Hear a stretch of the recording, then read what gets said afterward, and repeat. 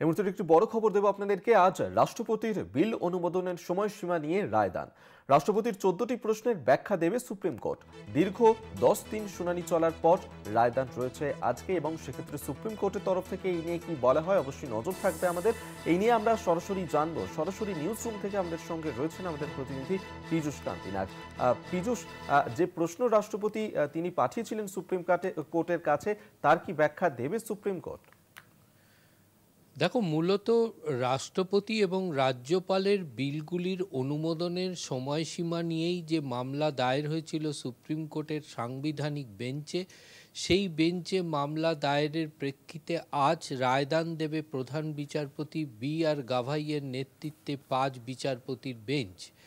মূলত ভারতীয় সংবিধানের 200 নম্বর অনুচ্ছেদে পরিষ্কার বলা রয়েছে যে রাজ্যের বিধানসভা অর্থাৎ আইনসভায় পাশ হওয়া বিল যখন রাজ্যপালের কাছে যায়, রাজ্যপাল যদি সেই বিল সংক্রান্ত বিষয়ে কোনো সিদ্ধান্ত গ্রহণ করতে না পারেন, তখন সংবিধানের 200 নম্বর অনুচ্ছেদ অনুযায়ী তিনি সেই বিলটি সরাসরি পাঠিয়ে দেন রাষ্ট্রপতির কাছে।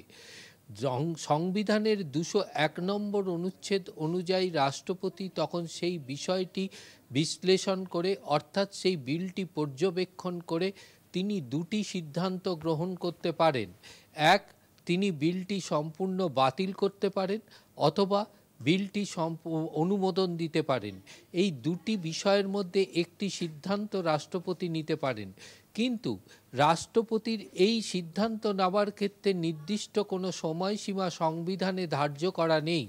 যে বিষয়টি নিয়েই কিন্তু এই সুপ্রিম কোর্টে মামলা দায়ের হয়েছিল, চলতি বছরের 12ই এপ্রিল তামিলনাড়ু সরকারের একটি মামলায় সুপ্রিম কোর্ট নির্দেশ দিয়েছিল যে রাষ্ট্রপতি এবং রাজ্যপালকে নির্দিষ্ট সময় অর্থাৎ 3 মাসের মধ্যে এই সিদ্ধান্ত গ্রহণ করতে হবে। যদি রাষ্ট্রপতি বা রাজ্যপালের যদি মনে হয় সেই বিলে আরও কিছু সংশোধনের প্রয়োজন আছে, সেক্ষেত্রে তারা রাজ্যগুলির সঙ্গে বা কেন্দ্রের সঙ্গে তারা আলোচনা করবেন এবং সেই মোতাবেক রাজ্য বা কেন্দ্রকে সে বিষয়ে সহযোগিতা করতে হবে, এমনটাই রায়ে বিশেষভাবে উল্লেখ ছিল।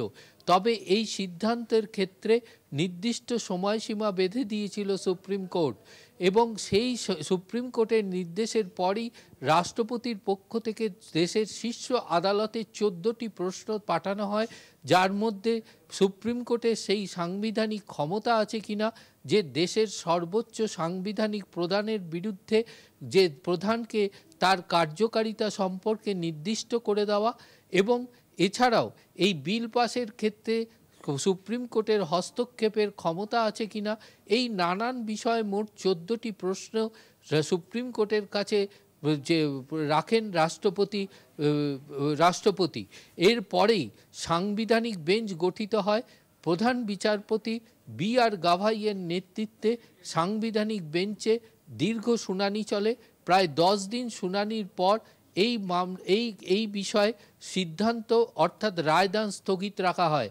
আজ সেই রায়দান করতে চলেছে সুপ্রিম কোর্ট, যে রায়ে রাষ্ট্রপতির এই প্রশ্নগুলির ব্যাখ্যা যেমন থাকবে, তেমনি রাষ্ট্রপতি এবং রাজ্যপালের বিল অনুমোদনের ক্ষেত্রে যে সময়সীমা সুপ্রিম কোর্ট ধার্য করেছিল তা বহাল রাখবে না তা খারিজ করবে, এবং সম্পূর্ণভাবেই সংবিধানের 201 এবং 200 নম্বর অনুচ্ছেদ অনুযায়ী তা সম্পূর্ণভাবে রাষ্ট্রপতি বা রাজ্যপালের ওপরে ছেড়ে দেবেন। তা কিন্তু নির্ভর করছে সাংবিধানিক বেঞ্চের এই রায়ের ওপরে। একেবারেই আমাদের নজর থাকবে সুপ্রিম কোর্ট আজ এই নিয়ে ঠিক কি রায় দেয়। আপাতত ধন্যবাদ। এতক্ষণ সরাসরি নিউজ রুম থেকে আমাদের সঙ্গে ছিলেন প্রতিনিধি পীযূষ কান্তি নাগ।